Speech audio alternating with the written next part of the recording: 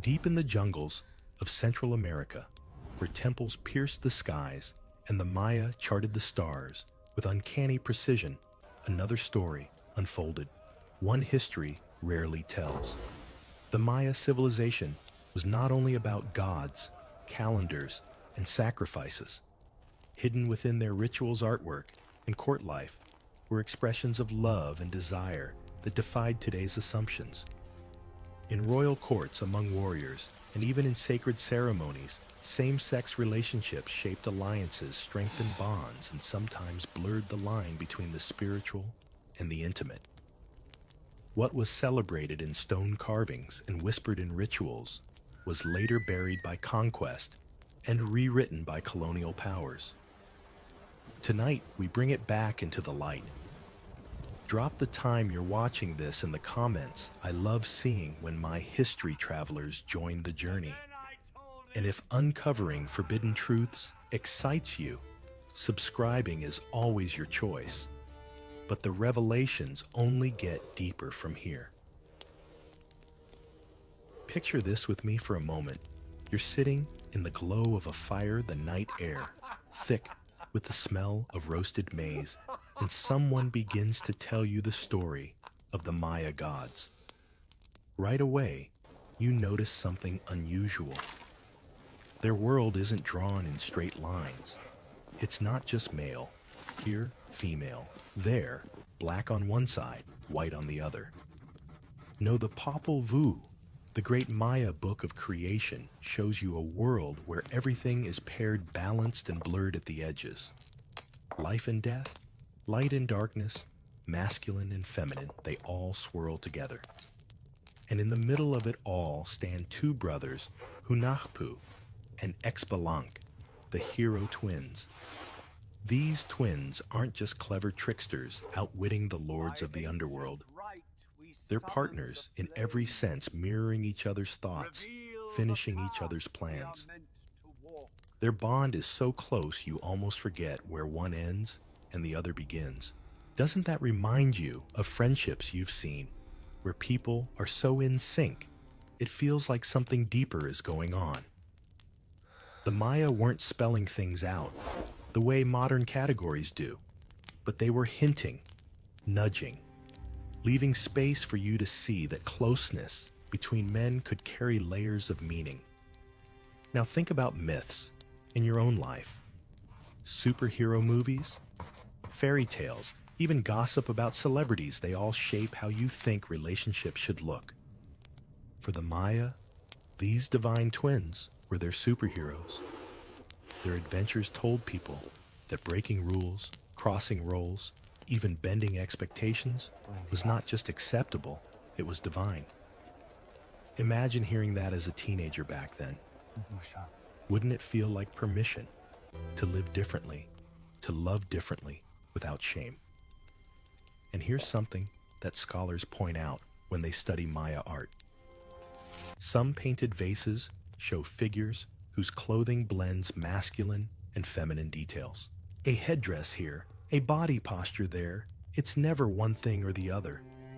On the surface, it looks like decoration, but when you pay attention, you start to notice the story hiding in plain sight. Two figures, seated close, their faces turned toward each other with intimacy, glyphs etched nearby that don't quite explain, but certainly suggest. You realize that even a simple drinking cup could whisper about relationships the official record never dared to name. Doesn't it make you think how many stories are tucked away in the objects around you, waiting for someone to notice? The Maya saw corn as the very substance of humanity. Our flesh, they said, was made from maize. And corn itself is both seed and nourishment, male and female life, and death folded into one kernel. That's a powerful way to think about identity. Instead of pinning people down into one rigid label, the Maya saw power in duality and blending. Compare that with the endless debates today over what box to check, what category to claim. They already knew the truth. Life is richer when it's layered. And it's not just the Maya, is it? The Greeks had Achilles and Patroclus, a bond so strong their epic poems couldn't avoid it. The Maya had Hunahpu and Xbalanque dancing through the underworld side by side. Different continents, different languages, but the same recognition. Sometimes the deepest bonds between people don't fit neatly into categories. They just exist, undeniable, unstoppable. Of course, when Spanish friars came along and wrote down the Popol Vuh, they trimmed out anything they thought was too scandalous. But guess what? The hint survived anyway. The shape-shifting, the roll, bending, the constant theme of duality, all of it slipped past the censors. Almost like the gods themselves were saying, "You can try to erase us, but we'll always find a way to be seen." Haven't you noticed that in your own time, a song banned on the radio goes viral online? A story someone tries to bury becomes the one everyone is whispering about. Suppressed truth has a way of surviving. So as you sit with this story, the firelight flickering, the sound of crickets in the background, you realize something simple but profound. For the Maya, duality wasn't confusion, it was sacred. If their gods could cross boundaries and embody many roles at once, why couldn't mortals? That seed of acceptance was planted not in law books or speeches, but in the very first stories children ever heard. And just like corn, it took root waiting to grow. And when you step away from myth and look closer at glyphs carved into stone or painted onto pottery, the same themes echo back at you. You move from myth into the tangible world of objects, and suddenly the whispers of the Popol Vuh take shape in clay and paint. The Maya loved to decorate the things they used every day: cups, plates, vases, and in those decorations, they slipped in glimpses of relationships that were not always spelled out. On some painted vases, two men appear in conversation, their faces tilted toward each other, their knees drawn close, the scene framed with glyphs that tell half the story. To an untrained eye, it might look like ordinary court life. But to someone who studies body language and costume, it suggests something more private, more layered. It is as if the artist left a puzzle daring you to look past the surface. Archaeologists and epigraphers spend hours studying these fragments. They point to details like clothing that mixes masculine and feminine traits, or hand gestures that echo those seen in ritual dances. On certain vessels, deities themselves take on ambiguous forms, wearing costumes that confuse the categories of gender. Was this playfulness? Was it sacred symbolism? Or was it a subtle nod to human bonds that didn't fit neat expectations? The truth may be all three. That's the beauty of ancient art. It resists a single explanation. The codice's rare survivors of colonial destruction add another layer.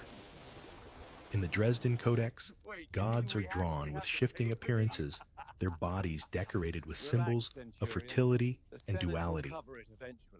In the Madrid Codex figures appear that blend roles usually divided between male and female. These images weren't accidents. The scribes who created them were precise, their work meant to preserve cosmic order. If they painted ambiguity, it's because ambiguity was part of their worldview. You can almost imagine the quiet pride of a scribe knowing that what he inked on bark paper would outlive his own generation, carrying forward truths that could not always be said aloud.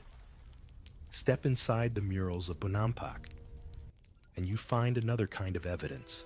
Bright colors and sprawling scenes show nobles, musicians, dancers, and warriors. Amid the pageantry are figures so close their shoulders almost touch attendants, leaning toward their lords with familiarity that feels less like duty and more like affection.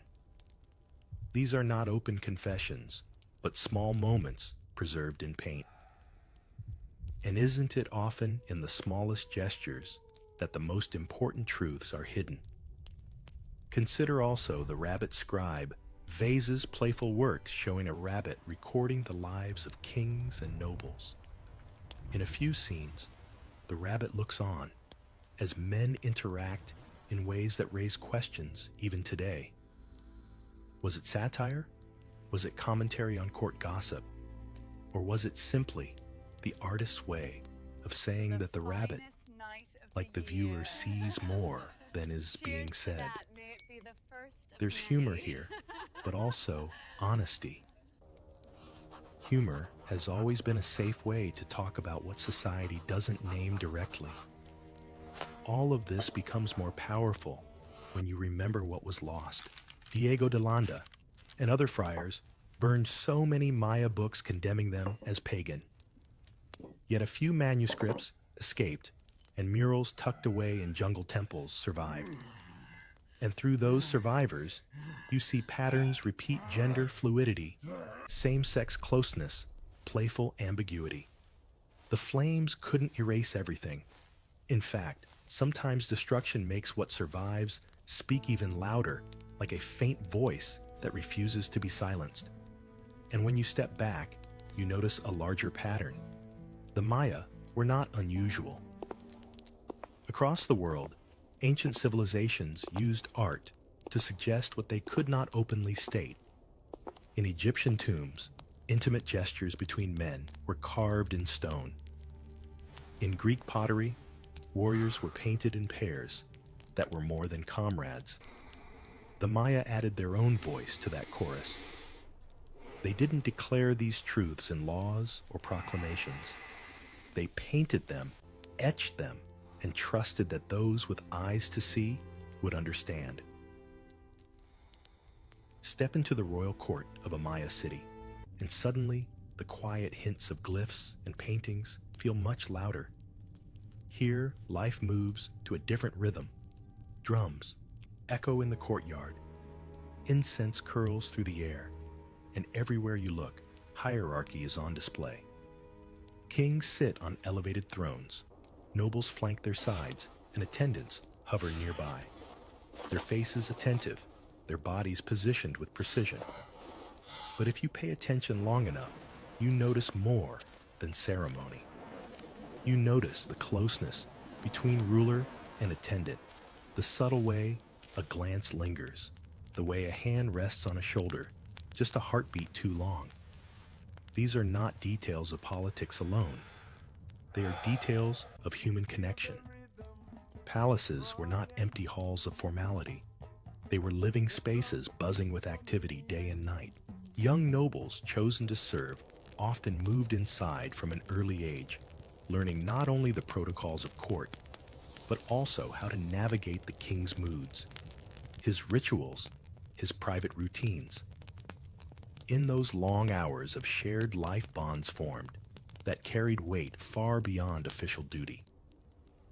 When someone eats at your side, dresses you for ceremonies, whispers counsel in tense moments, how could affection not grow? The chroniclers who recorded names of companions often meant more than just assistance. The term could imply loyalty of the heart as much as service of the hand. Stone monuments occasionally record these relationships, though in a language of reverence rather than confession. Epigraphers have translated phrases where kings honor certain attendants as beloved or close to his soul. These words are carved into limestone not to gossip, but to immortalize. Think about that choosing to inscribe such language in public view means it carried dignity, not shame. If affection was dangerous, it would have been hidden. Instead, the stone itself keeps repeating the story long after the voices are gone. And it wasn't just words. Art inside palaces often portrayed symmetry between figures, two nobles, seated as equals, mirroring each other's posture, sharing regalia. In Maya, symbolism symmetry meant unity. It told viewers that these two were bound, their destinies linked like twin reflections. Scholars debate whether these images show political partners, ritual twins, or something more personal. But the fact remains, the palace walls carried images where intimacy and authority overlapped, reminding everyone who entered that relationships could hold as much power as crowns. When Spanish friars later described court life, their outrage became its own kind of testimony. They condemned what they saw, calling it vice writing with moral alarm. Yet in their very effort to erase, they revealed. Their complaints preserved proof that such practices were visible in noble circles and common enough to be noticed by outsiders. Ironically, the attempt to bury the truth gave it roots in the historical record. Picture it again. Torches flickering painted walls glowing with red and jade tones, musicians playing soft rhythms in the background. In this setting, a ruler leans close to his companion, trusting him with a secret, or perhaps just sharing a moment of laughter. The court may be full of eyes, but not every truth is spoken aloud. Some truths are simply lived, carried in gestures carved into stone, painted on vases, and preserved in memory. And those same bonds that shaped palace life did not stop at the throne room. They marched outward, with warriors carried into the dust and danger of the battlefield. The battlefield holds secrets that the quiet halls of palaces never reveal. When you picture a Maya warrior, feathers rise high from his headdress, his face striped with paint, his spear tipped with obsidian that glints against the sun. But look past the weapons, and you'll see something else. Warriors rarely moved alone. They trained, marched and fought in pairs, or small bands bound by ties that went far deeper than strategy. Bonds of loyalty and affection stitched themselves into the very fabric of Maya warfare.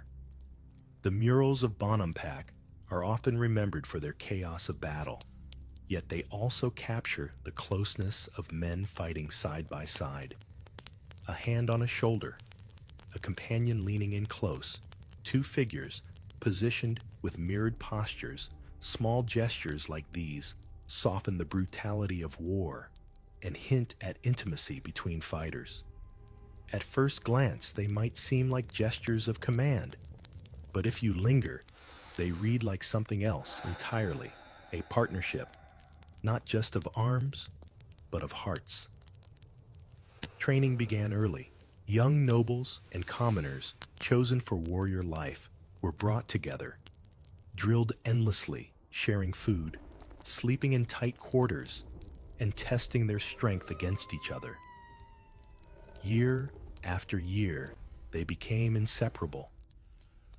By the time battle arrived, their lives were already braided together.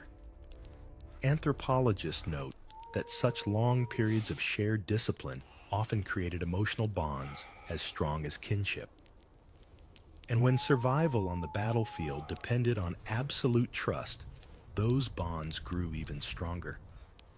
Haven't you noticed how hardship brings people closer than comfort ever could across the world? Similar patterns appear. In Homer's epics, Achilles and Patroclus stand as the model of warriors, whose bond was both military and intimate. In Japan, samurai codes tied mentorship and companionship into their very ideals of loyalty. The Maya didn't leave lengthy written stories like the Greeks, but their art and rituals whisper of the same dynamic. It seems that wherever warriors stood shoulder to shoulder, the possibility of deeper connection followed naturally. Spanish friars, writing with a tone of disapproval, also mentioned these relationships. Diego de Landa noted them among warriors, labeling them sinful, but his anger only underscores how common they must have been. He didn't invent the details. he stumbled upon practices that already had deep roots. Ironically, his own words meant to erase became part of the surviving evidence. That's the strange gift of condemnation. It often documents what it tries to destroy. Burials add yet another layer. Archaeologists have uncovered graves where pairs of warriors were interred together, their remains arranged with symmetry, their ornaments carefully matched. Was it kinship? Was it companionship? In another sense, the exact answer is lost, but the symbolism of being remembered together speaks volumes.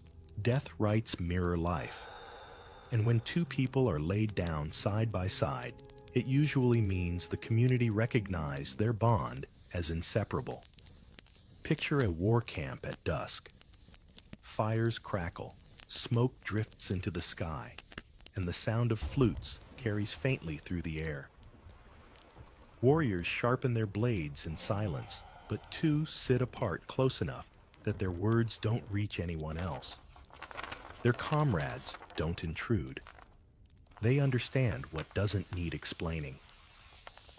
In the middle of fear and exhaustion, private spaces of tenderness still existed carved out of the harshest landscapes. The more closely you look at Maya warfare, the clearer it becomes.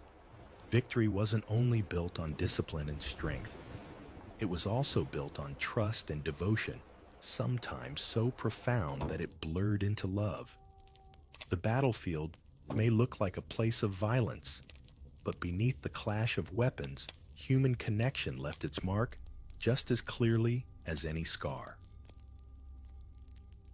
Walk away from the battlefield smoke, and you find yourself under the cool shadows of temple walls, where priests and shamans carried out rituals that shaped the rhythm of Maya life. If warriors bound themselves through danger, priests bound themselves through ceremony. And here, in the glow of incense and the chanting of prayers, roles often blurred, boundaries shifted, and the sacred touched the intimate. Priests held immense authority, not because they wielded swords, but because they spoke for the gods. Their bodies became vessels of divine power during rituals. Some accounts preserved in colonial writings and hinted at in codices described ritual specialists dressing in garments that combined masculine and feminine features, jewels, feathers, flowing cloths that defied the usual categories. It wasn't theater for entertainment. It was theater for the gods.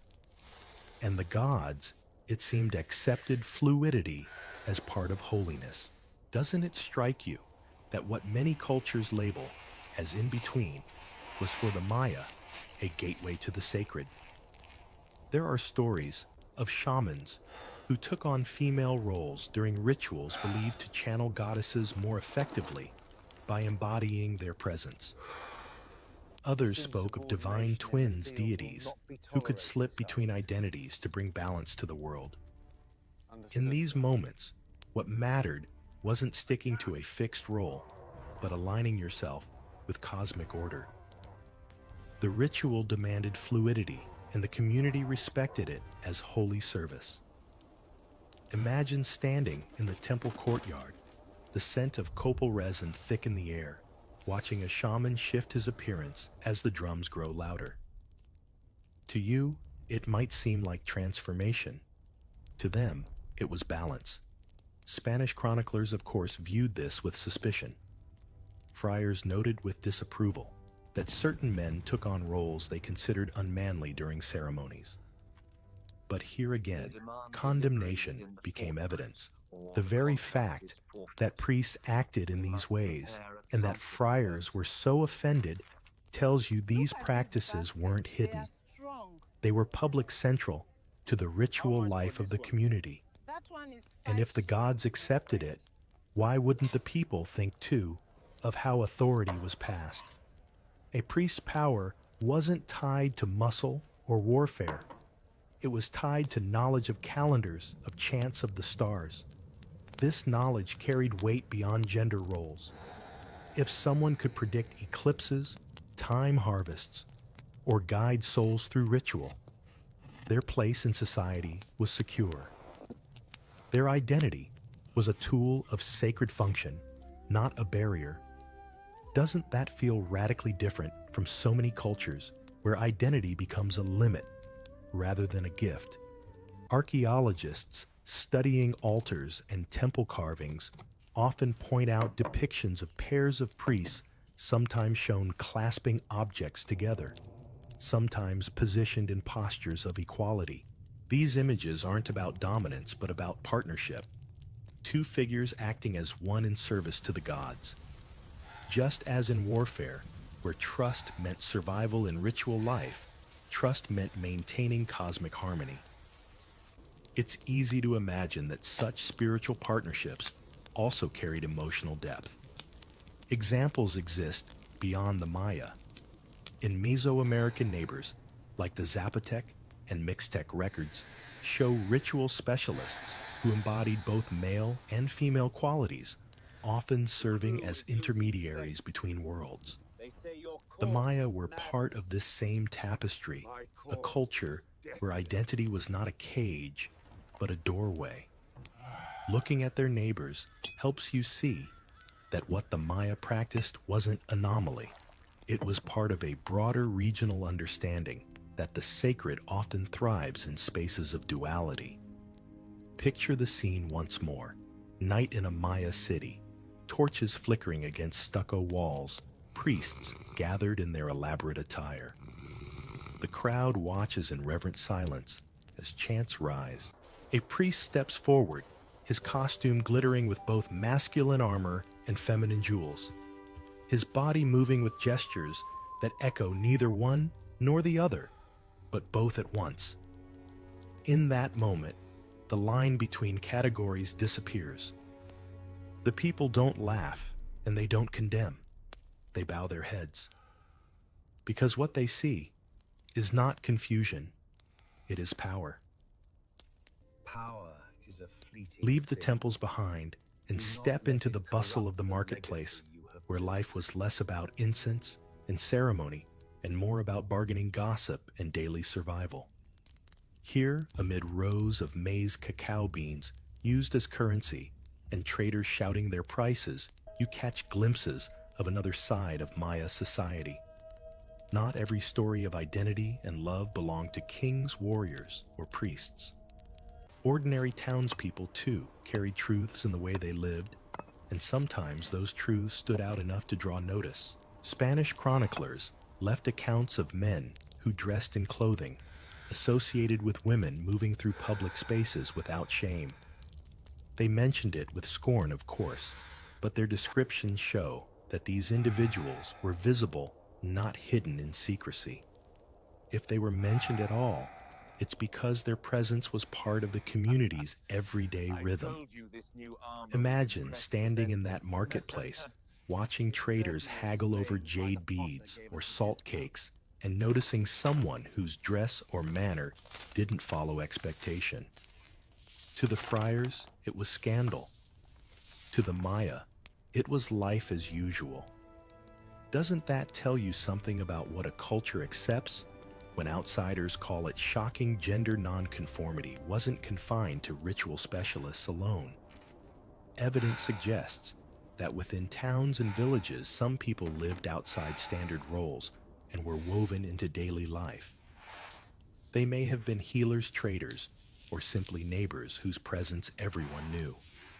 Think of how in any community, certain figures become recognizable, someone everyone sees, whose uniqueness isn't erased, but becomes part of the local story. The Maya towns seem to have carried that same dynamic. Gossip, of course, was everywhere. Imagine women grinding maize near the marketplace, pausing to whisper as someone passed by. Was it disapproval, curiosity, or admiration? Probably all three. Human nature hasn't changed. Much people notice difference. They talk about it, and then they go back to their chores. The important part is that these individuals could exist openly enough for their lives to be remembered, even in hostile chronicles. That suggests their presence was tolerated, perhaps even respected, far more than colonial writers wanted to admit. Think of the foods piled in baskets: tomatoes, beans, squash, peppers. Daily life revolved around trade and exchange, not purity of identity.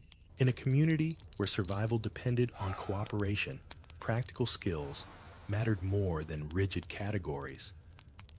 If someone brought healing knowledge, or could track the seasons, or simply knew how to run a successful stall, they had value. And value often outweighs prejudice. Doesn't it make sense that people who contributed to the rhythm of life were accepted even if they stood outside the expected mold? Accounts also hint that in some households, same-sex relationships weren't hidden. Spanish reports complained of them not only in noble houses, but among commoners. If friars noticed this across classes, it suggests a pattern. The conquistadors wanted to mark these practices as sins, but in doing so, they revealed how widespread they were. You start to see how colonial judgment, when read, carefully becomes a map of what once was ordinary. Modern anthropologists studying continuity in Maya-descended communities note how certain traditions of gender fluidity and alternative roles persisted quietly even after centuries of suppression. The marketplace was a natural space for such persistence. Unlike temples which faced direct colonial control, markets belonged to the people. They were harder to police, full of noise, trade, and movement. And in that chaos, individuals found room to exist. Picture it clearly: the smell of roasted cacao, the sound of traders calling out children weaving between stalls. In that scene, someone walks by in attire that blends male and female styles. People notice, of course, they always do, but life doesn't stop. Deals are struck, laughter erupts, and the world continues. For the friars, it was an offense worth recording. For the community, it was just another thread in the fabric of daily life. Sometimes history doesn't whisper, it erupts in outrage. When the Spanish arrived in Maya lands, they didn't just bring steel and muskets. They brought a worldview that clashed violently with what they found. The friars were meticulous note-takers, and in their writings, you hear a voice both horrified and fascinated. Diego de Landa, the same friar who ordered thousands of Maya books, burned in the 1560s, also wrote about practices he couldn't ignore. He accused the Maya of engaging in sins against nature, words heavy with condemnation. Yet behind his anger lies proof he saw something real, something present enough to alarm him. You can almost picture the scene. A friar steps into a crowded town square, expecting to witness disorderly pagans in need of conversion. And instead, he sees order, ritual, and people living roles his doctrine refuses to accept. To him, it is shocking. To them, it is normal. This clash of perception reveals more than either side intended. Isn't it strange how often one person's outrage becomes another person's evidence? Other Spanish accounts echo the same tone. Friars wrote of nobles keeping male companions of warriors, sharing lives beyond the battlefield of commoners who didn't conform to European gender roles. They dressed these reports in fiery language, but they preserved details all the same. If such practices had been rare, would they have filled so many pages with them? Their obsession is itself a form of testimony. The conquest turned condemnation into policy. Colonial law, backed by the church, punished same-sex relations harshly. People accused of it could face whipping, imprisonment, or worse. But punishment wasn't just about controlling bodies. It was about controlling memory. By branding these practices as sinful, the colonizers tried to erase them from identity itself. Have you noticed how often power works that way, by rewriting not only the rules, but the stories people are allowed to tell about themselves? And yet cracks in control always appear. Even in the strict records of trials and punishments, you glimpse the resilience of human connection.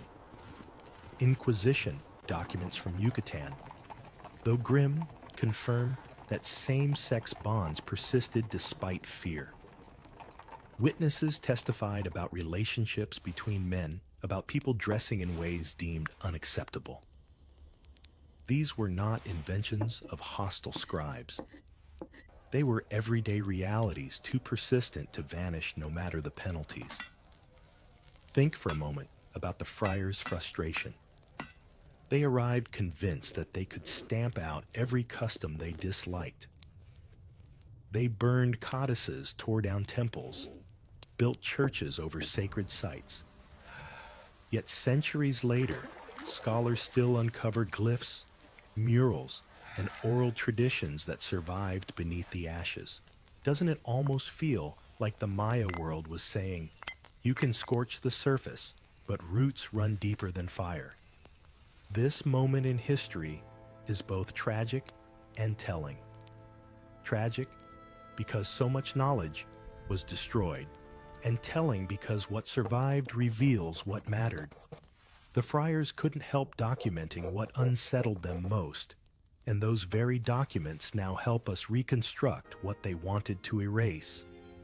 It's a reminder that history is slippery. Sometimes the harshest voices end up carrying truths they never meant to preserve. And when you move past the anger of the colonial record, you start to see something else: how people found ways to continue quietly beneath the weight of repression. Pass me that platter of meat. Walk through the centuries after conquest, and you notice that silence itself becomes a form of survival. Once colonial laws and church decrees made same-sex bonds punishable, people no longer displayed them openly in murals or codices. But disappearance does not always mean erasure. Sometimes it means moving underground, finding shadows where connection could breathe without drawing fire. In Maya, villages' traditions that once stood in public shifted into private spaces, kept alive through whispers, rituals, and subtle gestures that outsiders often overlooked. Anthropologists studying colonial records point out that accusations of forbidden acts appear again and again in trial documents. These weren't isolated cases. They reveal persistence. A villager accused of dressing differently, or two men caught living together, might be punished. But the fact that the accusations kept resurfacing shows that the practices never ended. Imagine how much courage it took to hold on to identity when even neighbors might betray you to colonial authorities. Yet people still did. Doesn't that speak to resilience stronger than law? In some communities, spiritual practices continued quietly hidden beneath the thin veil of Catholic rituals.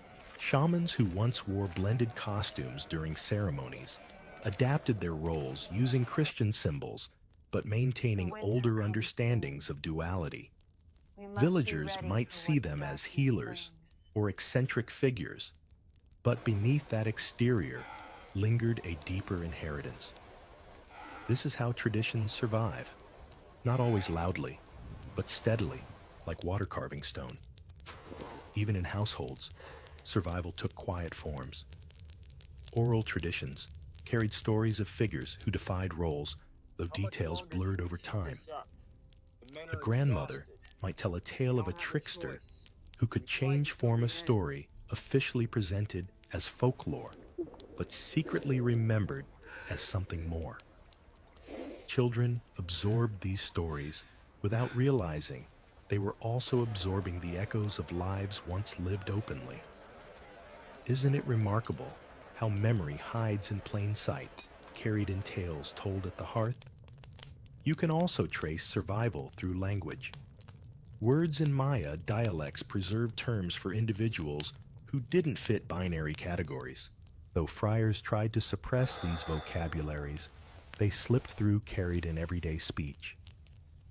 To this day, some terms survive stubborn proof that identity cannot be fully erased. Colonial records may not have intended to preserve them, but even scornful documentation sometimes froze words long enough for them to cross centuries. Think of how music or dance carried memories too. In festivals reshaped by Catholicism, movements and costumes sometimes reflected older rituals. A dancer in bright attire might seem to be honoring a saint, but his performance also carried gestures of dual roles inherited from pre-colonial times. For locals, these layers were understood. For outsiders, they were invisible. This double meaning gave safety. Survival often works best when hidden in plain sight. Examples aren't unique to the Maya. Across the Americas, conquered peoples blended old and new hiding identity in forms that colonizers couldn't fully grasp. For the Maya, this meant same-sex bonds and gender fluidity survived not through monuments, but through people neighbors, healers, storytellers quietly carrying traditions forward. Picture a late evening in a colonial Maya village. The church bell has rung. The streets are nearly empty. Behind closed doors, two companions share a meal, laugh softly, and live a truth they cannot display in the square. Outside, silence reigns. Inside, continuity breathes. The world may have changed violently, but within those walls, the thread connecting them to ancestors remains unbroken. Centuries passed, yet the echoes never died out. By the 19th and 20th centuries, ethnographers and anthropologists visiting Maya-descended villages began recording customs that seemed puzzling to their European-trained eyes. They noted individuals who lived outside the narrow categories of male and female people who carried roles the community recognized without hesitation. The outsiders often wrote with clinical detachment, but their notes preserved something invaluable proof that threads of identity survived despite centuries of suppression. One anthropologist in Chiapas, for instance, described men who dressed in women's clothing during festivals, moving freely through the crowds, sometimes taking part in dances that clearly had pre-colonial roots. To the villagers, these figures weren't spectacles. They were part of the celebration, carrying on a tradition older than the church, processions around them. Doesn't that make you wonder how many ancient practices survive quietly behind the mask of new rituals? Other researchers documented partnerships between men in rural towns, relationships that locals acknowledged with a shrug rather than scandal. The records are sparse, written in the language of their time, but you can read between the lines. What scholars treated as curiosities were in reality continuities, habits of life that reach back to the world of glyphs, codices, and murals. You see, history doesn't always announce itself in monuments. Sometimes it hides in daily rhythms, in neighbors' quiet acceptance. Languages themselves kept the story alive. In some Maya dialects, words survived to describe people who embodied both masculine and feminine traits. These weren't insults. They were categories, recognized identities that carried meaning within the community. Imagine a language holding space for you when official documents tried to erase you. Isn't that a powerful reminder that memory often outlives law? Even oral histories preserved fragments. Villagers told tales of shamans who could change form, of ancestors who crossed boundaries as part of their gift. Outsiders might dismiss these as myths, but the people telling them knew they carried older truths. In story circles, children listened with wide eyes, never realizing they were absorbing cultural memories stretching back 1,000 years. That's how survival works. Not with trumpets, but with whispers that keep being repeated until they're woven into identity itself. Modern researchers sometimes compare these survivals with similar traditions in other indigenous groups. Among the Zapotec of Oaxaca, the Muxas remain a visible example of gender diversity persisting into the present. Though not identical to Maya traditions, their existence suggests a broader Mesoamerican acceptance of fluid roles. The Maya, too, carried their own version, though quieter, hidden under centuries of colonial pressure. Looking across the region helps you see that what survived wasn't isolated. It was part of a wider heritage. Imagine the scene, a small-town festival in the early 1900s, drums and marimbas filling the night candles glowing in the square. Amid the dancers, someone steps forward in bright clothing that blends styles, moving with confidence, cheered on by neighbors. An ethnographer scribbles notes, puzzled, perhaps even judgmental. But the locals smile, recognizing what the outsider cannot. This is continuity, not novelty. This is heritage, not confusion. The colonial centuries tried to bury these traditions, yet here they stand, recorded in notebooks, spoken in stories, whispered in prayers. Survival is not always loud, but it is stubborn. And by the time the modern era arrived, those stubborn roots were ready to grow, once more nourished by voices determined to reclaim what had always been theirs.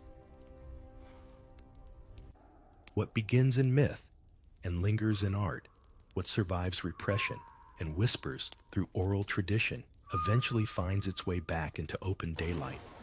Today, among Maya-descended communities, voices rise to reclaim what was long hidden.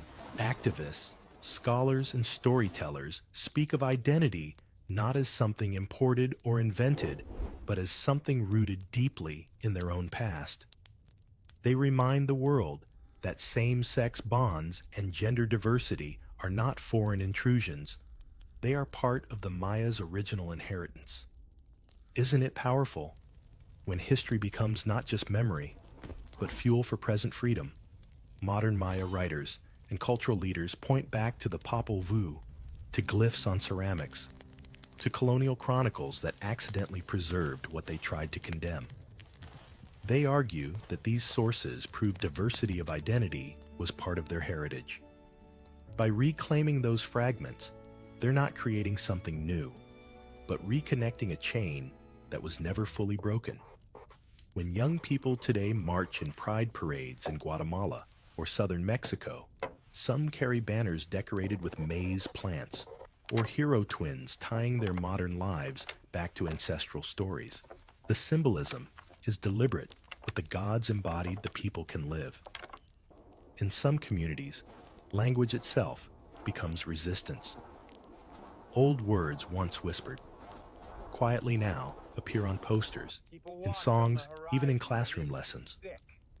Terms describing gender fluidity or same-sex companionship, once pushed underground, are pulled into public speech with pride. Imagine standing in a town square, hearing a young poet recite verses in Maya language, using words their grandparents were told to bury. That sound is more than art. It's defiance against centuries of silence.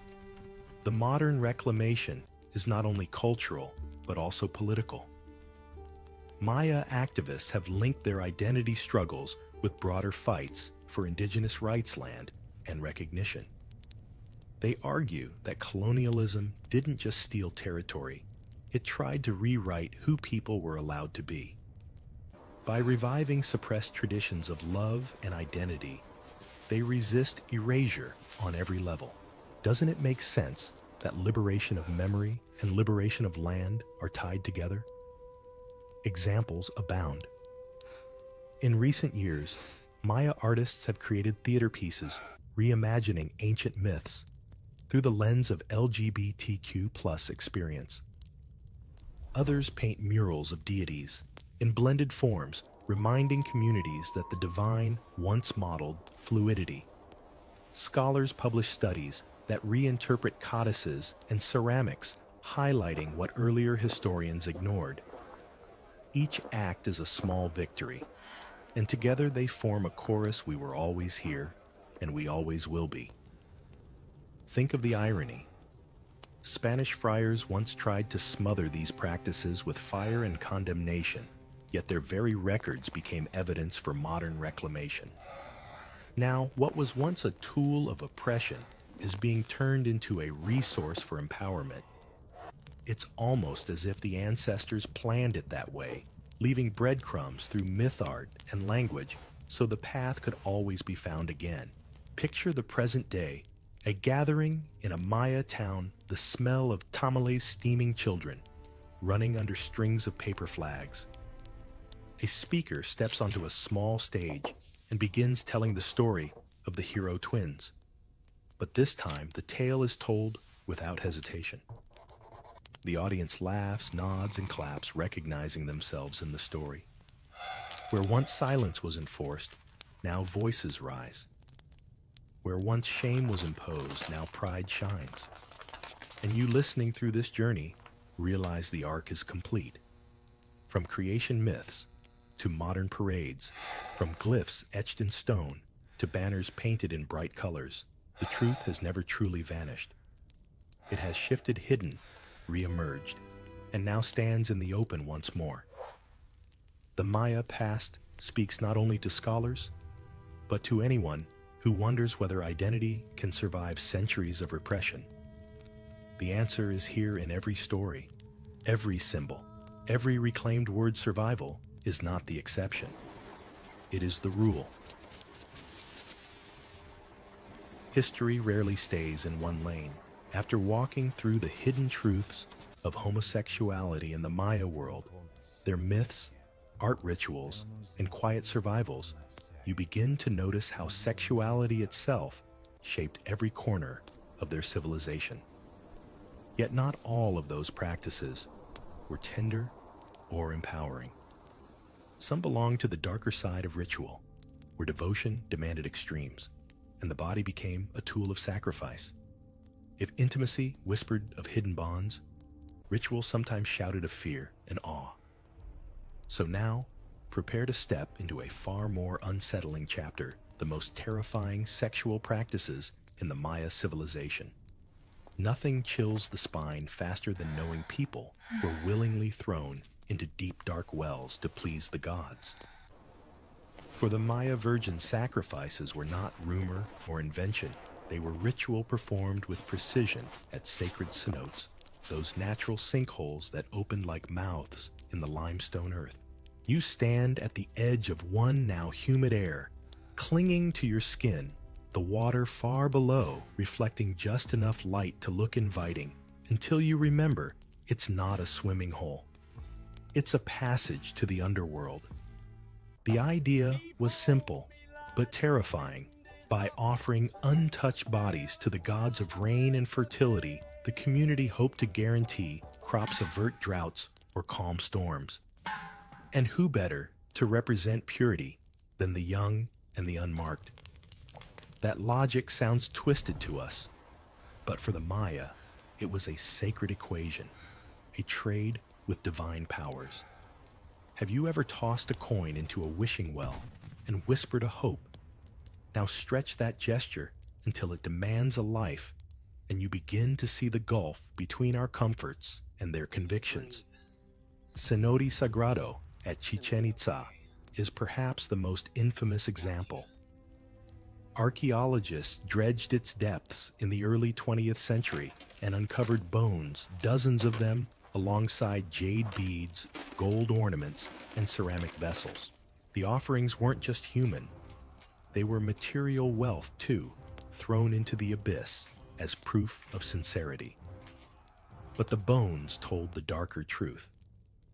They belonged to children, adolescents, and young women lives ended with the hope that rain clouds might gather. It wasn't a secret. It was central theater, done in front of communities who believed survival depended on it. The ceremony itself blended fear with spectacle. Priests, dressed in jaguar skins and feathered headdresses, led processions to the cenote's rim. Chants rose, drums thudded, incense burned thick enough to sting the eyes.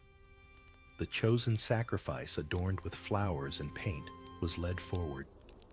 Imagine the silence when the chanting paused, the whole crowd holding breath as the priest raised hands to the sky. Then the body was cast down, breaking the water's surface, with a splash that echoed like thunder. For the Maya, that sound was not horror, it was relief. This wasn't casual cruelty.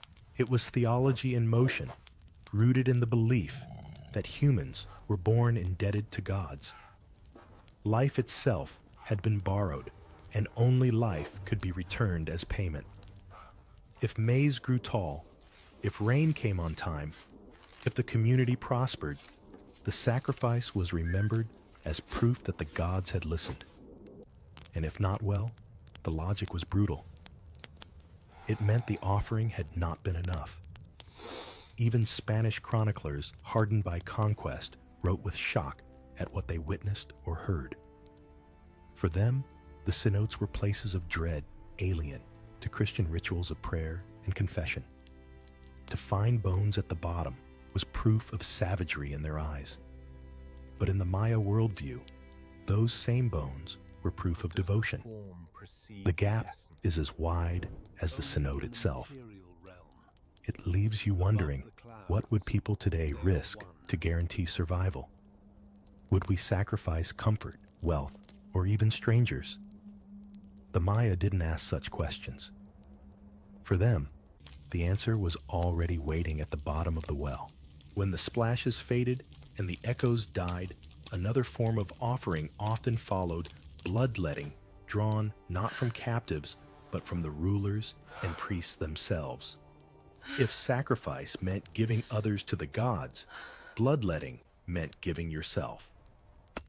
For the Maya elite, pain was a language, and blood was the ink with which they wrote prayers into the cosmos. You picture it now: rulers seated on carved thrones, attendants holding bowls, priests sharpening obsidian blades that glint like black glass. The act wasn't random or private. It was staged, witnessed, and recorded in murals and codices, a kind of terrifying pageantry. Bloodletting wasn't limited to a nick on the finger. No, the Maya went further. Tongues, ears, and most shockingly genitals were the favored sites because these were seen as channels of life, fertility, and truth. Pain was not just endured, it was exalted. The idea was that the more precious and sensitive the place, the more powerful the offering. Can you imagine volunteering to suffer like that in front of a crowd? For the Maya, it was an honor, a demonstration that their ruler was willing to suffer as much or more than the people. Consider Lady Suk of Yaxchilan, immortalized in carved stone panels that still exist today. In one famous depiction, she threads a rope lined with sharp thorns through her tongue, the blood dripping onto paper that is later burned, so the smoke could rise as a message to the gods. Her face is calm, almost serene, a ruler's wife proving that nobility meant sacrifice, not comfort. The scene is both horrifying and mesmerizing, an ancient queen enduring agony for cosmic order. These ceremonies were timed to major events: coronations, war, declarations, harvest festivals, or astronomical alignments. The ruler's blood wasn't just symbolic, it was believed to open portals.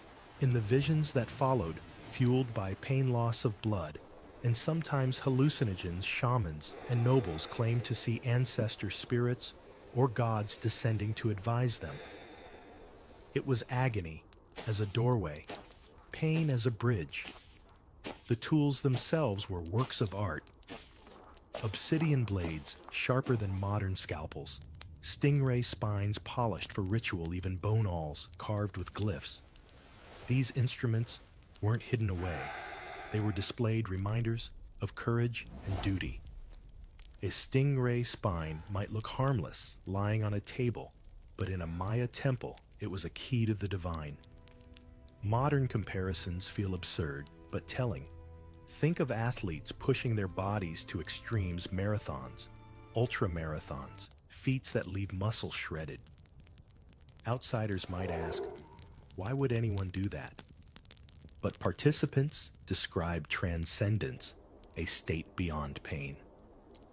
The Maya elite weren't running races, but they too sought transcendence through the body, only in a way that feels terrifying to us. What's striking is how normalized this was. Children grew up seeing their rulers bleed for them. Murals showed the practice without flinching, and myths framed it as a sacred duty passed down from the gods themselves. In a society where blood was the ultimate currency, the body became a treasury to be emptied for divine favor. And when rulers bled, the people believed balance was restored. Crops might grow, wars might be won, rains might come. If not, then more blood was needed, because the gods, like the earth, were always hungry. From this personal torment, the Maya elite extended their power, further weaving bloodlines as tightly as their rituals. Some unions were not left to chance or love. They were shaped by something that unsettles us even more: royal incest. To keep power pure, the Maya elite often turned to unions that today make us uneasy. Royal incest wasn't whispered scandal, it was policy. You imagine a king seated on his throne advisors, reminding him that the gods blessed certain lineages, and that to dilute those lines with outsiders would be to weaken not only the dynasty, but the cosmic order itself. Bloodlines weren't private matters. They were scaffolding for the universe. Marriage between close relatives helped rulers claim divine legitimacy. If kings were descended from gods, then marrying within the family was a way to keep that divinity undiluted. In practice, it meant brothers marrying sisters, uncles marrying nieces, and cousins joined together under the watchful eyes of priests. To the Maya elite, it wasn't taboo, it was necessity. Think about how modern monarchies in Europe, centuries later, also married close kin to secure power. The Habsburgs, for example, carried that tradition so far that it left visible traces in their portraits. For the Maya, the principle was similar, though rooted in divine mythology rather than dynastic strategy alone. Royal incest had layers of symbolism. By joining kin, rulers reenacted mythic unions of gods and ancestors. The marriage bed was a stage on which cosmic stories were retold, ensuring that each generation didn't just inherit power, but reenacted creation itself. This wasn't about affection. It was ritual, woven into the fabric of kingship. Archaeological evidence supports this. Glyphs carved on stele record marriages between siblings or near relatives, inscribed not with shame, but with pride. These unions were paraded during festivals the royal couple presented like living symbols of sacred harmony. Where we might see dysfunction, the Maya saw continuity, a tightening of threads that bound heaven, earth, and throne. But power through incest came with risks. While it kept the lineage concentrated, it also concentrated rivalries. Sisters who married brothers became both queens and competitors, their children tangled in webs of inheritance too tight to untangle without conflict. Court politics became family politics, and family politics could turn lethal. Imagine Thanksgiving dinner disputes. Then imagine them deciding who leads armies and who controls temples. That's the level of tension you're walking into here. History offers glimpses of how explosive this could be. At Copan, inscriptions suggest that kings traced their legitimacy through carefully curated family unions, emphasizing divine ancestry while erasing inconvenient branches. Every marriage was both sacred and strategic, a gamble that bound siblings not just in blood, but in destiny. The practice also created distance between rulers and their subjects. While ordinary Maya formed marriages based on community and economy, royal unions existed in another universe where love was irrelevant and blood was everything. This divide reinforced the idea that rulers were of a different order, altogether closer to gods than to the farmers who built their pyramids. As unsettling as it seems, royal incest worked in tandem with other rituals to project an image of cosmic balance. But when rulers turned inward to preserve their bloodlines, they also turned outward to demand even more from their people. And in those demands, children often became the chosen sacrifices offered for their purity in rituals that blur the line between reverence and terror. Nothing strikes harder than realizing that children were sometimes seen as the purest gifts to the gods. To the Maya, youth carried an unspoiled essence that adults no longer possessed a kind of spiritual currency worth more than gold or jade. When drought threatened crops, when storms refused to relent, or when rulers sought to prove devotion, children became the ultimate offering. The cenotes once again served as theaters for these rituals. Archaeologists dredging the sacred cenote at Chichen Itza found not only adult remains, but the small bones of boys and girls, often between the ages of 6 and 12. Alongside them were jade beads, copper bells, and carved figurines tokens meant to accompany them on their journey to the gods. For the Maya, the act was not cruelty, but sacrifice of the most precious and therefore most powerful. The logic was terrifyingly consistent. The gods had given life, so the community had to return it in its purest form. Imagine standing in that crowd, incense stinging your eyes, drums pounding in your chest, and seeing a child adorned with flowers and feathers led forward. Their faces, according to Spanish chroniclers, were often painted blue, the color of sacrifice. A hush would fall as priests lifted the child chants, rising louder until the small body was cast into the dark water below. The splash wasn't just sound. It was promise, an echo meant to carry prayers skyward. This ritual wasn't constant, but it wasn't rare either. During times of environmental crisis, especially drought, the practice escalated.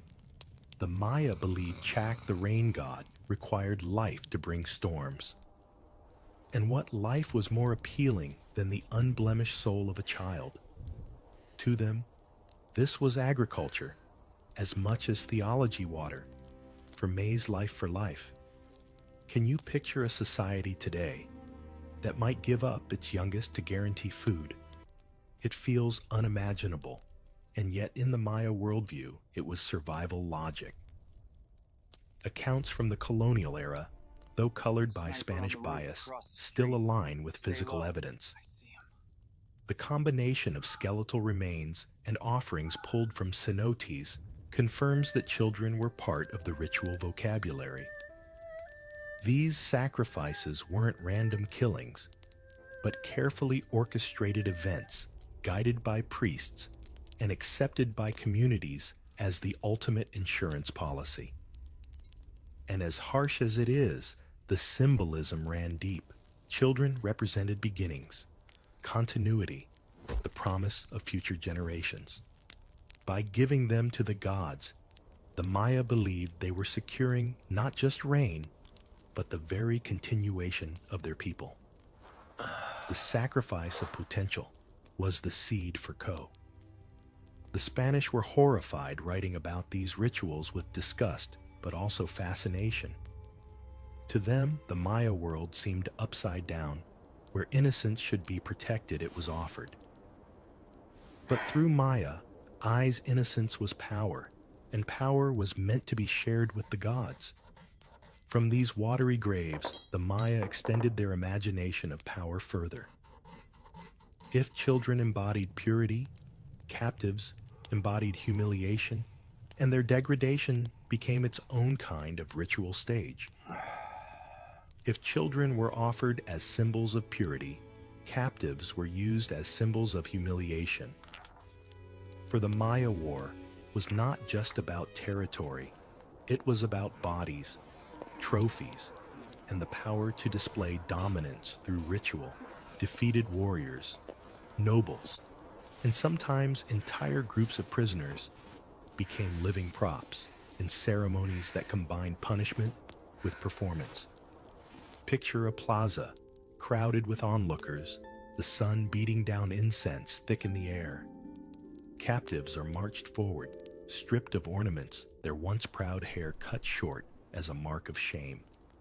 Maya murals like those at Bonampak capture the scene vividly, nobles forced to kneel, hands bound, heads lowered, surrounded by victors draped in feathers and jade. The message was unmistakable. The gods and the people were witnessing the inversion of power. Humiliation was a tool as much as sacrifice. Captives might be paraded through cities, mocked in dances, or forced into degrading acts designed to erase their former status. Some were kept alive for months, even years, as living reminders of conquest, a warning to anyone who dared resist. Imagine a rival CEO, not just losing a contract, but being made to wear the company's logo while serving coffee in the competitor's office. That's the kind of public theater humiliation became in Maya society, only deadlier. Spanish chroniclers describe prisoners being painted in bright colors, made to dance before crowds, and then ritually killed. It wasn't a random cruelty. It was choreography. Each step, each taunt, each strike was part of a narrative meant to please the gods and terrify enemies. Their bodies became symbols of cosmic balance, restored a reenactment of myth, where gods triumphed over chaos. One of the most chilling aspects is how this humiliation often ended.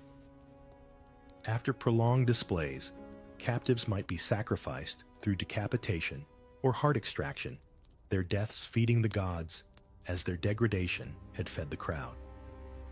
To the Maya, both stages were necessary, the breaking of pride before the giving of life. It was theology wrapped in theater, turning human suffering into proof of divine justice. And yet, not all captives were outsiders. In some cases, rival nobles from within Maya city-states were subjected to the same humiliations paraded before people who once knew them as rulers. This made the spectacle even sharper. To see a familiar leader reduced to a bound prisoner was to watch the very structure of power crumble in real time. The murals at Bonampak freeze these moments forever. Captives crouch low, their faces twisted in pain or despair, while victors tower above them, weapons raised. These aren't exaggerations or myth. They are eyewitness records carved into stone. And they tell us that humiliation was not a side effect of war. It was the point. From this dark theater of degradation, the Maya shifted seamlessly into another kind of ritual, one that mixed sexuality, agriculture, and sacred duty. Fertility rites carried their own terrors, not in humiliation, but in the blending of intimacy with public spectacle. Fertility was not a private matter in Maya life. It was a public concern tied directly to survival. Maize needed rain fields, needed renewal, and families needed children. To the Maya, sex was not simply intimacy between two people, but a cosmic engine, and fertility rites turned that belief into spectacle.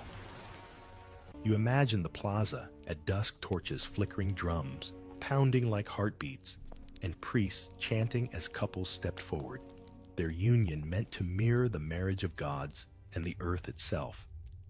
These ceremonies were often aligned with agricultural cycles. Planting season, harvest season, or times of drought were marked by rituals designed to ensure the land remained fertile.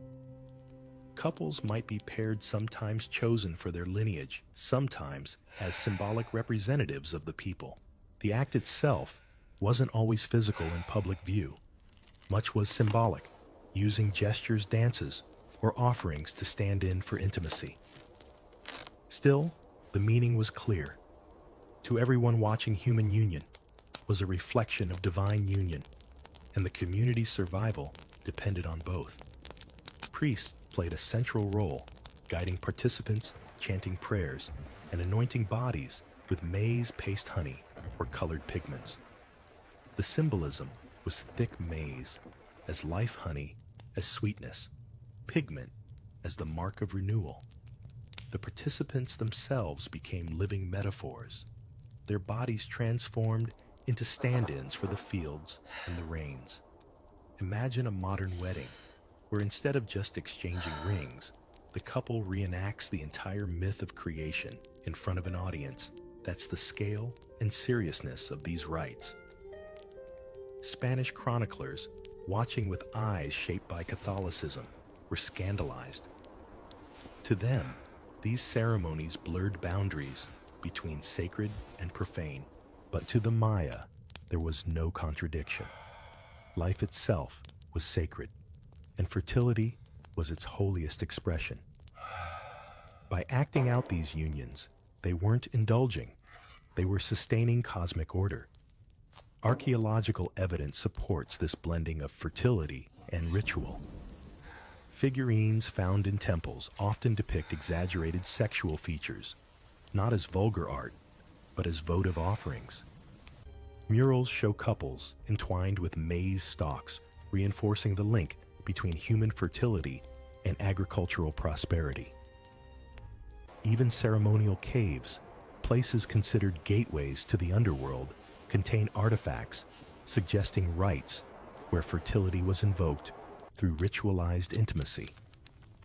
It's unsettling to think of intimacy treated as public duty, but for the Maya, survival outweighed privacy.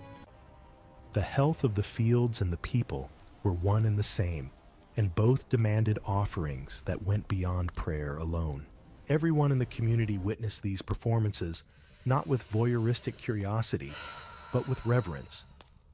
The bodies on display were not seen as individuals. They were avatars of cosmic forces, the union of sky and earth embodied in flesh. Of course, fertility rites didn't stand alone. They were woven into a larger tapestry of cosmic timing, where even the stars dictated when and how rituals unfolded. And among those celestial bodies, none carried as much dangerous weight as Venus, the planet of war, fate, and ominous desire. Venus was no gentle morning star for the Maya, it was a blade in the sky. The planet's rising and setting were watched with obsessive care, its appearances tied to omens of war, sacrifice, and yes, even sexual ritual. One wrong move under Venus's gaze could mean disaster. So the Maya choreographed some of their most terrifying practices to its rhythm. Priests tracked Venus with meticulous calculations, charting its cycle of 584 days. Codices, like the Dresden Codex, preserved these tables filled with glyphs, warning of blood conquest and ritual obligation. When Venus appeared as the morning star, it wasn't a sign to celebrate, it was a sign to prepare. Wars were launched, captives taken, and rituals performed to channel its dangerous energy. And among those rituals, sexuality took on an edge of dread. The logic was cosmic. Venus embodied duality, the shifting balance between life and death, love and destruction. To appease its force, the Maya staged ceremonies that blurred intimacy with sacrifice. Priests oversaw unions meant to reenact mythic battles, between celestial gods, sometimes involving symbolic or real acts that left participants marked bloodletting, mixed with fertility rites. Pain mingled with pleasure in rituals designed to harness Venus's volatile power. Imagine standing in a plaza at night, the sky alive with stars, and seeing Venus blazing unnaturally bright. Drums pound, fire torches crackle, and the entire community watches as couples and captives alike are drawn into ritual. The message was clear: when Venus burns, the world teeters, and only ritual can steady it. Have you ever felt that odd superstition around a full moon, that strange sense of unease? Now magnify that feeling until it governs calendars, wars, and the bodies of people themselves. That's the grip Venus held over Maya imagination. History records how rulers tied their legitimacy to these cycles. A king's accession might be staged to coincide with Venus's reappearance, his bloodletting aligned with its rise, his conquests announced, when the planet blazed over the horizon. By binding their rule to Venus, leaders showed they weren't just politicians, they were cosmic actors moving in sync with the universe. To ignore Venus would have been political suicide. To master it was divine proof. But Venus rituals weren't all grandeur. For those caught in them, they meant terror. Captives sacrificed under Venus's light were seen as offerings to balance cosmic danger. Participants in fertility ceremonies marked by Venus's cycle might undergo painful ordeals meant to echo the planet's destructive power. Venus didn't just shimmer prettily in the sky, it demanded flesh blood and submission. The Spanish, baffled by the Maya's obsession, couldn't comprehend how a distant planet could dictate daily life. Yet to the Maya, Venus was no distant star. It was a god's eye staring down at them, demanding to be fed. And when the sky itself seemed to roar with divine hunger, the Maya turned to shamans, men and women, who claimed to channel that energy directly through transformations that tested both body and mind. Shamans were the boundary walkers of Maya society, stepping between the human and the divine through rituals that twisted the body and mind. If Venus set the stage, shamans were the performers who carried its fire, often using terrifying methods to convince everyone, maybe even themselves, that gods had entered their flesh. You picture a dimly lit chamber, smoke curling thick from burning copal resin chants, pulsing low, and in the middle, a shaman shaking eyes, rolled back body, already somewhere between here and the other world. Transformation required more than prayer. Pain and intoxicants were key. Shamans inhaled hallucinogenic smoke from burning herbs, drank fermented drinks, or even used enemas filled with powerful brews to bypass the stomach and strike faster. Combined with ritual bloodletting tongues, cut skin pierced sometimes even more delicate areas wounded, the altered state arrived with terrifying force. The crowd didn't see chemicals or blood loss. They saw gods taking hold of human vessels. Sexual energy played into this transformation. Shamans often mimicked the lust of deities, channeling cosmic fertility through their own bodies. Dances exaggerated gestures of desire. Chants invoked coupling between gods, and the shaman's own ordeal blurred the line between agony and ecstasy. To the community, it wasn't shocking. It was sacred theater, a reminder that creation itself was born of chaos, union, and sacrifice. Artifacts back this up. Figurines depict shamans with exaggerated features, sometimes half human, half animal, their bodies twisted into hybrid forms. I speak the truth. Jaguar pelt serpent headdresses and owl masks weren't costumes, they were identities assumed during trance. In these states, shamans claimed to speak with ancestors, predict harvests, or channel fertility into the earth. It was both terrifying and reassuring. terrifying to watch a person lose themselves, so completely reassuring. To believe that someone could mediate directly with forces too vast for ordinary humans. Modern parallels help illuminate the scene. Think of extreme performance art today. Artists piercing their skin, enduring pain, or pushing their bodies to shocking limits, all in front of an audience. Viewers don't see entertainment. They see confrontation with the boundaries of being human. For the Maya shamans did this not for art, but for survival. Every cut, every gasp, every shudder was a negotiation with gods who demanded nothing less. What makes it even more chilling is that failure was always possible. If the shaman didn't bleed, enough scream enough, or stagger convincingly, doubts crept in. Was the god truly present? Was the ritual hollow? A failed performance could mean drought famine or loss of trust. The pressure on these men and women was immense. They weren't just performers, they were scapegoats if things went wrong. And yet society needed them. Shamans embodied the terrifying truth that divinity was not distant, but immediate coursing through fragile flesh. By transforming, they showed that the human body could be broken, remade, and charged with cosmic fire. From these smoky chambers of transformation, attention turned back to the rulers themselves, whose power wasn't only spiritual, but physical. Their lives were marked by excess, especially in the polygamous households that turned intimacy into politics. If shamans blurred the line between gods and humans, Maya rulers blurred the line between marriage and empire. Polygamy among the elite wasn't just accepted, it was expected. The king's household wasn't built on affection, but on strategy, with wives and concubines serving as bridges to rival families, allies, and neighboring cities. You walk into a royal compound now and see not just a domestic space, but a living map of alliances, every bed, and inked treaty. The number of wives and concubines could be staggering. Each woman represented her lineage, her city, and her family's loyalty.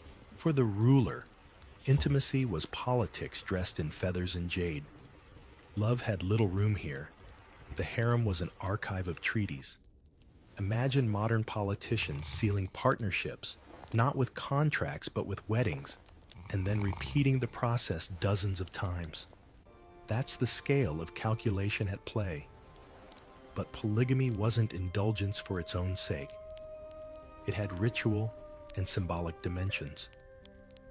Many of these unions were tied to fertility ceremonies, ensuring not just heirs, but divine approval of the ruler's power. Wives and concubines participated in public rituals, their presence proof that the dynasty's future was secured. The ruler's virility became a metaphor for the empire's strength. The more wives, the more heirs. The more heirs, the more stability. Or at least, that was the theory. In reality, it often meant rivalry. Each wife wanted her son to become heir, and each faction within the palace had its own ambitions. Polygamy created webs of intrigue, jealousy, and betrayal that could destabilize dynasties. A glance in the wrong direction, a rumor whispered in the wrong ear, could ignite conflict. Inscriptions from Maya sites reveal tales of dynastic struggles, born not just on the battlefield, but in the royal household itself. History offers examples. At Tikal and Calakmul, powerful Maya cities, locked in centuries of rivalry marriages, were used as weapons. A daughter sent to marry an enemy ruler wasn't leaving as a bride, she was leaving as a spy, a hostage, or both. Her role in bedchambers could ripple outward to shape wars and alliances. The polygamous household was not only crowded, but perilously political. From the outside, commoners likely saw the ruler's many wives as symbols of his grandeur. But from the inside, the palace was a chessboard, each woman a piece moved by ambition, each child a potential claimant. To manage it required more than charm. It required calculation, as sharp as obsidian. And unlike the private excesses of kings in other cultures, the Maya often staged fertility rites that made these unions visible. The king's household wasn't just whispered about, it was displayed. The ruler's role as husband-father and political nexus was public business performed for gods and people alike. From the crowded compounds of polygamy, the focus shifted to temples where bodies were not tied by marriage, but offered directly to gods in exchanges even more unsettling, the practice of sacred prostitution, where intimacy itself became ritualized service. Sex wasn't always private in Maya civilization. It could be sanctified as service. Sacred prostitution, though filtered through Spanish chroniclers' shock and bias, emerges in both written accounts and symbolic evidence. Imagine stepping into a temple chamber filled with incense, flickering torchlight, and attendants whispering prayers, only to realize that intimacy here isn't about desire, it's about duty. The women, and sometimes men, who participated weren't viewed as degraded. They were consecrated, their bodies treated as extensions of the temple itself. To lie with them wasn't sin, but ritual, a way to channel divine fertility into the community. Fertility, balance, cosmic renewal, all of it flowed through human flesh, as though the temple walls themselves had become alive. Can you imagine how different this worldview feels compared to modern ideas where intimacy is either private or entertainment? For the Maya, it was a transaction with gods. These practices often tied to agricultural or seasonal festivals.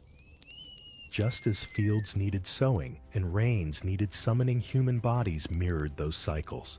Participants might be painted with maize paste adorned in feathers, or anointed with oils, their roles symbolic of earth and sky uniting. For spectators, the act wasn't voyeurism. It was reassurance that the cosmic cycle was being honored. The gods had been appeased because humans themselves had enacted the myth. The Spanish, of course, recoiled. To their Catholic eyes, temple unions were obscene, a sign of heathen excess. But their own shock shouldn't blind us to what the Maya believed. For them, sacred prostitution was less about indulgence than about obligation. A temple attendant wasn't just a body. They were a vessel of renewal, a stand-in for divine forces too vast to grasp. Archaeological hints support this reading. Figurines with exaggerated sexual features, murals showing intimate acts, framed by religious symbols and ritual objects found in ceremonial spaces, suggest that intimacy had sacred weight. Combined with written accounts, they paint a picture of a world where sexuality wasn't hidden, but woven directly into ritual practice. Yet the practice also carried risks. To be chosen for temple service was an honor, but also a burden. Participants had little choice in the matter, and their lives became offerings themselves. Pleasure was never the point. The point was service, often at personal cost. Imagine being handed a role in a play that never ends, where your body is the script and the gods are the audience. That's the weight these attendants carried. For rulers, sanctioning such rites was another way of projecting control. By aligning temple service with cosmic cycles, they showed that even the most private aspects of life were under divine and royal authority. Nothing was outside ritual. Nothing was outside power. But while sacred unions honored the gods, unapproved unions carried the opposite weight. Adultery in Maya society was not simply frowned upon. It could be punished in ways so harsh they make temple rites look gentle by comparison. Adultery in Maya society wasn't just a private mistake. It was a crime against cosmic balance, where temple unions were sanctioned as sacred secret affairs, were condemned as dangerous, not only to households, but to the very order of the community. You can almost hear the murmur in a crowded plaza when a rumor spreads that someone has strayed. It's not just gossip, it's a spark that could burn a reputation to ash. Punishments were designed to make examples. Some accounts suggest public humiliation, being stripped, beaten, or paraded through town as neighbors jeered. Others point to more severe consequences, from mutilation to death depending on the status of those involved. Imagine a society where cheating on your spouse wasn't whispered about behind closed doors, but broadcast to the entire community with penalties carved in ritual stone. That was the Maya way discipline, through spectacle. Gender shaped the severity. Women often bore harsher consequences, reflecting the patriarchal structure of the time. A woman accused of adultery might face ritualized punishment, while men of high status could sometimes evade the worst outcomes if their unions had political value. Still, no one was fully immune. Even nobles risked disgrace if caught their political standing as vulnerable as their personal lives. Spanish chroniclers again left accounts of these punishments, sometimes exaggerating details to paint the Maya as savage. Yet archaeological evidence, murals, glyphs, and oral traditions confirms that adultery was indeed met with harsh public consequences. For the Maya, marriage was not only about family, but about alliances, property, and lineage. To betray a partner was to fracture a web of obligations that held communities together. Think of how modern societies treat scandal. A politician caught in an affair might not face physical punishment, but reputations crumble, careers end, fortunes evaporate. The Maya simply made those consequences more literal, writing shame onto bodies instead of headlines. The logic was the same: betrayal of trust could not go unanswered. The harshness also reinforced contrast. Sacred prostitution in temples was exalted, but intimacy outside those bounds became dangerous. The line wasn't between intimacy and abstinence. It was between sanctioned ritual and unsanctioned betrayal. To live under that system meant every relationship was scrutinized, every rumor mattered. Even private affection could suddenly become a public affair if someone whispered in the wrong ear. Stories survive of rulers who used accusations of adultery as weapons erasing rivals, not through war, but through scandal. A single charge, proven or fabricated, could end a noble's standing. In that sense, the punishments weren't just moral, they were political. And while illicit affairs were punished with severity, other unions, especially between warriors, were treated with surprising complexity, blending intimacy and brotherhood into bonds that were celebrated rather than condemned. Warriors in the Maya world were not just fighters. They were symbols of cosmic order, walking extensions of the god's will. And sometimes their closest bonds weren't with wives or concubines, but with each other. Warrior pair bonding, hinted at in murals and texts, tied men together in relationships that blurred the lines between brotherhood, loyalty, and intimacy. You picture two soldiers painted for battle, standing shoulder to shoulder, not only as comrades, but as something more, their bond forged as much in ritual as in blood. These unions carried both practical and symbolic weight. On the battlefield, trust mattered more than armor. Warriors who fought in pairs were more likely to survive their lives, literally dependent on each other's reflexes.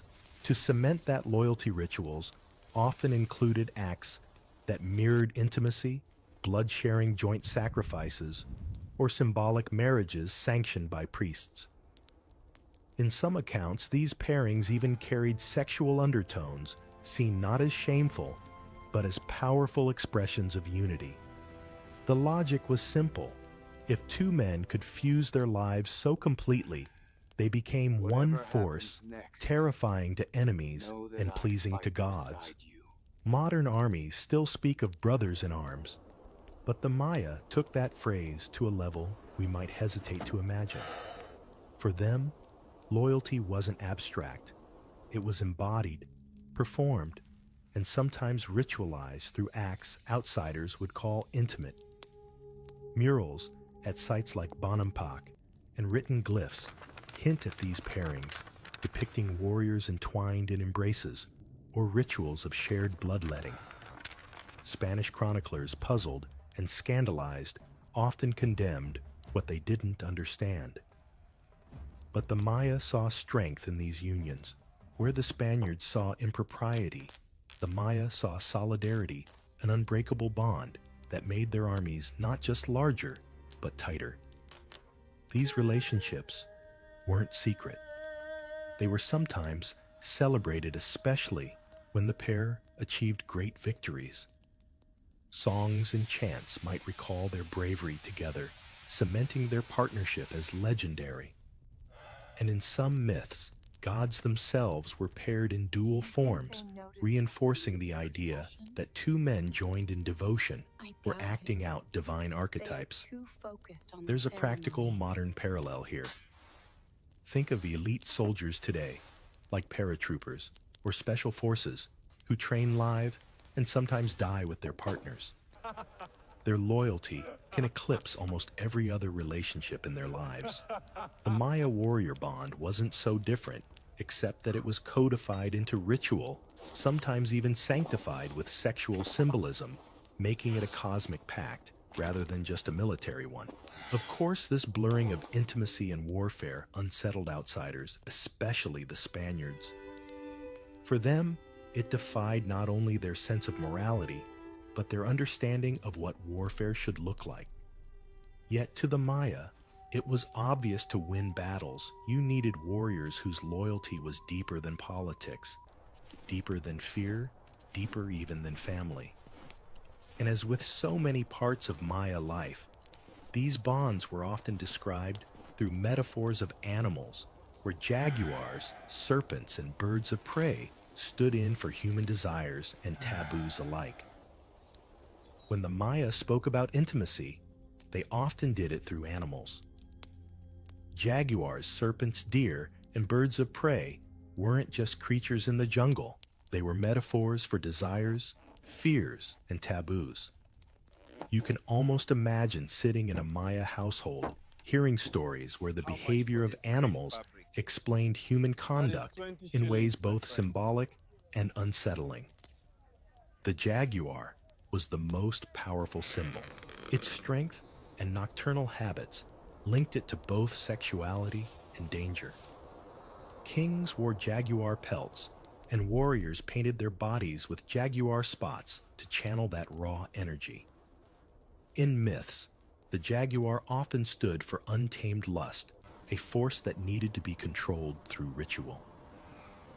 To call someone jaguar-like was both a compliment and a warning, a reminder of appetites too fierce for ordinary life. Serpents carried different meanings. They were associated with transformation, fertility, and the flow of blood. The vision serpent, a key figure in Maya religion, was believed to bridge the human world and the divine. In sexual symbolism, serpents could represent male potency, or the danger of uncontrolled desire. Even today, we use snake metaphors, often without realizing the deep roots they carry. The Maya were simply more direct weaving serpent imagery into their art and ritual language. Birds of prey, like eagles and hawks, symbolize dominance from above, sometimes linked to male authority in unions. Deer, by contrast, often symbolized innocence or vulnerability, sometimes even the exploited victim in ritual stories. These contrasts allowed the Maya to talk about desire and power without naming them directly. Animal metaphors were a safe yet potent way to frame conversations about practices that otherwise carried too much weight. Archaeological finds confirm this symbolic layering. Pottery depicts scenes of animals intertwined with human figures, not as decoration, but as allegory. Murals show rulers adorned with jaguar pelts or serpents curling around their bodies during rituals. To us, these images might seem cryptic. To the Maya, they were clear statements about the relationship between humans, gods, and the animal world. Spanish chroniclers predictably misunderstood much of this. To them, the imagery seemed demonic proof of pagan superstition. They missed the nuance that these animals were not idols, but symbols, languages of intimacy, and taboo. Just as a modern cartoon might use animals to satirize politics or relationships, the Maya used jaguars and serpents to explore the complexity of desire and control. What's fascinating is how flexible the metaphors were. A jaguar, in one context, might symbolize royal power. In another, it could symbolize dangerous lust. A serpent could be divine wisdom or threatening temptation. The ambiguity gave Maya art and ritual its depth, allowing people to interpret meaning based on circumstance. These animal metaphors weren't harmless decoration. They shaped actual practices guiding taboos and permissions. By wrapping human behavior in the skin of animals, the Maya kept intimacy tied to nature and myth, making every act part of the larger cosmic story. But symbols alone weren't enough. Sometimes rituals extended beyond life itself into the realm of the dead, where sexuality and mortality fused in ways that can still make us shiver. Death didn't end ritual for the Maya, it extended it. Bodies were not simply buried. They were treated as vessels still capable of interacting with the gods. And in some ceremonies, unsettling erotic undertones wove into these posthumous rites, blurring the boundary between honoring the dead and using them as conduits for cosmic renewal. You picture a tomb chamber lit by torches, smoke clinging to the air, as priests prepare the body with jade beads, feathers, and pigments, chanting prayers that sound more like incantations than farewells. The logic was consistent with Maya belief: if life and fertility fueled creation, then death itself had to feed back into that cycle. Corpses could be dressed posed or ritually manipulated to symbolize unions between earth and underworld. Sexual symbolism often appeared in how bodies were adorned or how offerings were arranged: phallic objects beside male remains, fertility figurines placed with women as though even in death, their bodies remain tied to cosmic balance. Archaeological finds back this up. Burials at sites like Copan and Palenque reveal arrangements that scholars interpret as charged with fertility symbolism. Shells, seeds, and figurines associated with creation myths were positioned around bodies, suggesting that death was staged not as an ending, but as a ritualized transformation. In some cases, the presence of erotic imagery carved into tomb walls or pottery hints that intimacy and sexuality were invoked even in the context of mourning. Spanish chroniclers naturally recoiled. To them, such practices blurred reverence with desecration, confusing the sacred and profane. But through Maya eyes, it wasn't desecration at all. The dead were still participants in the cosmic drama, their bodies serving as bridges between worlds. Just as rulers bled or couples united in fertility rites, so too could the dead. Think about modern funerary practices: flowers placed on coffins, doves released at memorials, rings buried with the deceased. All these carry symbolic weight, often linked to love and continuity. The Maya simply extended the symbolism further, weaving in fertility and erotic imagery to ensure that life flowed out of death as surely as rain follows drought. It's unsettling to imagine, but in Maya, thought it was logical. Every stage of existence, birth, maturity, death, was part of one cycle, all tied to the gods' endless hunger for balance. If that meant the dead carried erotic symbols into the underworld, then so be it. To them, it wasn't scandalous. It was necessary. And it was precisely this blending of life, sex, death, and ritual that left the Spanish conquistadors both horrified and fascinated. Their reports, filled with judgment and exaggeration, ensured that the memory of these practices would be rewritten for centuries to come. When the Spanish first witnessed or heard of Maya rituals, their shock was instant and overwhelming. To Catholic eyes, the blending of sexuality, blood, and death was not just foreign, it was monstrous. Conquistadors like Diego de Landa wrote reports laced with outrage condemning everything from fertility rites to cenote sacrifices as proof of demonic influence. They weren't simply recording history, they were shaping memory, reframing practices through a lens of horror and justification for conquest.